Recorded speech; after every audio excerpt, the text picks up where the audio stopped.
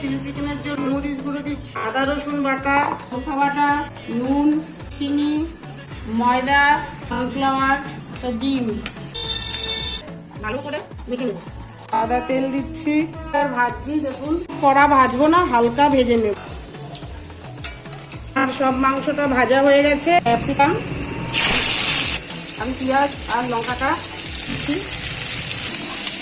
আদা বাটা, রসুন বাটা, জিরে আর লঙ্কা বাটা দিয়ে ভালো বাটারা, হলুদ দিয়ে দিচ্ছি, দিয়ে দিলাম, আমি সব দিয়ে দিচ্ছি, সোয়া সস দিয়ে দিচ্ছি, এবার আমি টমেটো সস দিয়ে দিচ্ছি, এবার জলটা দিয়ে দিলাম,